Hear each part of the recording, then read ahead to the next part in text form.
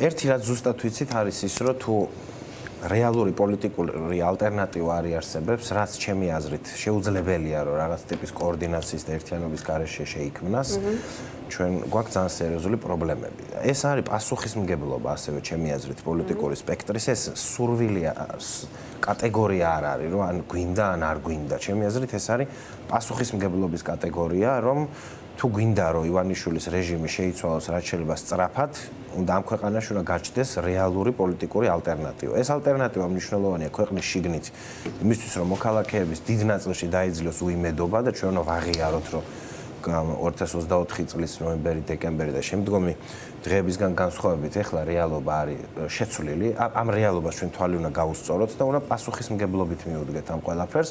ჩვენი პასუხისმგებლობაც უნდა დავინახოთ. მე ვფიქრობ, რომ პოლიტიკოსებს ცოტა უფრო მეტი პასუხისმგებლობა აქვთ ვიდრე ორდინალურ მოქალაქეებს, იმაზე მეტი ვიდრე უბრალოდ აქციაზე სიარული არის სისტემატიურად და ეს პასუხისმგებლობა ამ ეტაპზე კონკრეტულად ამ მოცემულ მომენტში ჩემთვის გულისხმობს რეალური ხელშესახები დემოკრატიული პოლიტიკური ალტერნატივის შეთავაზება საქართველოს მოქალაქეებისთვის და საერთაშორისო პარტნიორებისთვის. ასევე ვარ აბსოლუტურად დარწმუნებული, რომ ვერც ერთი ცალკე აღებული პოლიტიკური სუბიექტი ყველას მიმართ პატივისცემის მიუხედავად, ასევე საკუთარ კოალიციაზეც ვიტყვის, ცალკე ძალიან გაუჭირდება, რომ შექმნას პოლიტიკური ალტერნატივის განცდა. როცა ვამბობ სიტყვა ერთიანობას, უპირველესად გულისხმობ გარკვეულ შეთანხმებას სხვადასხვა საკითხებზე.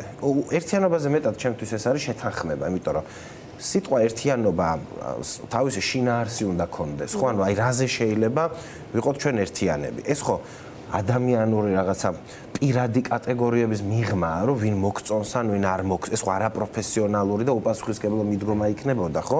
რომ ვისთანაც გიმარტივდება ურთიერთობა, მასთან გქონდეს მხოლოდ პოლიტიკური ალიანსი ან კოორდინაცია. ამ ერთიანობას ჭირდება გარკვეული შეთანხმება. ჩემთვის ეს შეთანხმება არის ორი.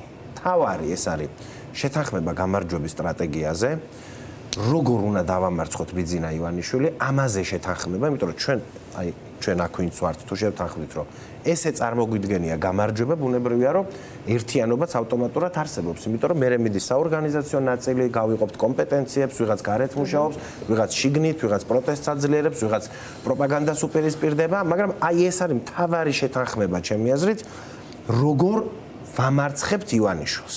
ამის მიღმა კიდე ჩემი აზრით არის მნიშვნელოვანი ქცევის წესები ერთმანეთთან, იმიტომ რომ ჩვენ წარსულში გვაქვს საკმაოდ მძიმე გამოცდილებები პოლიტიკოსებს და პოლიტიკურ ჯგუფებს შორის ურთიერთობების, რომელიც რამდენიც არ უნდა ვთქვათ, რომ ამას გავლენა არ აქვს, სინამდვილეში აქვს გავლენა ამ ურთიერთობებს მერე საბოლოო შედეგებზე. ჩემთვის პირადად ეს მეორე ნაწილი ნაკლებ მნიშვნელოვანია ვიდრე სტრატეგია, მაგრამ ვეთანხმები, რომ ამაზე შეთანხმებაც საჭიროა. ანუ რას გულისხმობს ეს ერთმანეთს შორის? დიახ, როგორ ურთიერთობს მათ შორის, დიახ, აი როგორ თავდაუსხმელობის თავდაუსხმელობას გავსი რა მოიაზრება? დიახ, თავდაუსხმელობა არის ერთი კომპონენტი სინამდვილეში, თორე თავდაუსხმელობაზე უფრო მნიშვნელოვანი რამეებიც არსებობს. მაგალითად, როგორ მიიღება დედაზე არ ვაგინოთ ერთმანეთს. აქედან რომ დავიწყოთ ოპოზიციურ პარტია რაღაც ეგეთ საბაჟო რაღაცებს თავდაუსხმელობა მაგას გულისხმობს, რომ მოდი დედა არ ვაგინოთ ერთმანეთს. სხვათა შორის ეს კი სასაცილოდ ჟღერს, მაგრამ საზოგადოების აღქმაში, აქ ხო ჩვენ საიდან უნდა გამოვიდეთ, რომ როგორ უყურებს ამ ყველაფერს საზოგადოება. ჩვენ ხო ეს ერთმანეთისთვის არ გვჭირდება, ჩვენ გვჭირდება ხალხის მოტივირებისთვის. ჩემი აზრით, როდესაც ხალხი უყურებს ოპოზიციას, რომელიც არის უშვერი სიტყვებით ლანძღავს ერთმანეთს, მაგალითად, ხო?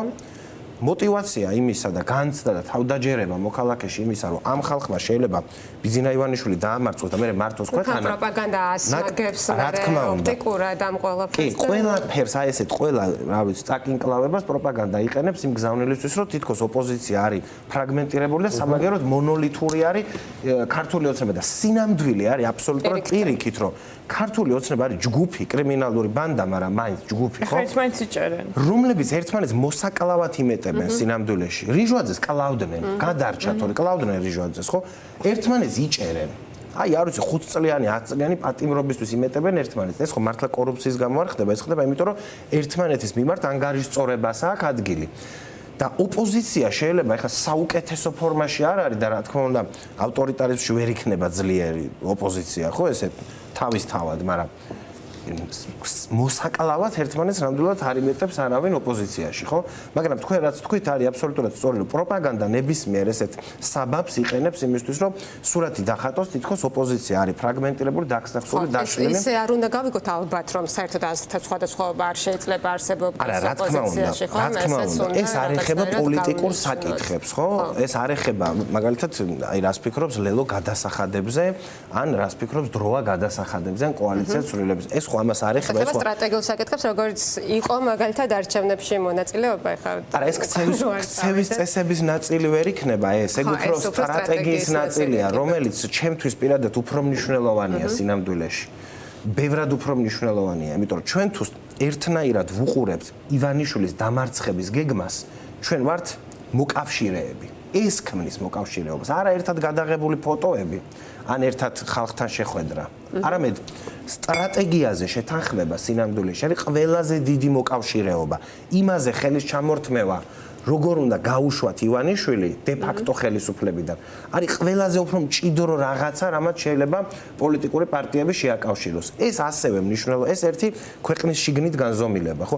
ეს ასევე ძალიან მნიშვნელოვანია ქვეყნის გარეთაც, იმიტომ რომ მე ვარ დარწმუნებული, რომ როგორც კი საერთაშორისო საზოგადოება დაინახავს, რომ ამ ქვეყანაში არსებობს რეალური პოლიტიკური ალტერნატივა და საქმე გვაქვს არა ხალხთან, რომელიც მუდმივად ერთმანეთთან კინკლაობს, არამედ პოლიტიკურ პარტიებთან, რომლებიც თანხმდებიან რაღაცეებზე, მათ შორის სტრატეგიაზე, პოლიტიკური წნეხი გარედან ივანიშვილის წინააღმდეგ გახდება თვისობრივად უფრო მძიმე, ვიდრე ეხლა.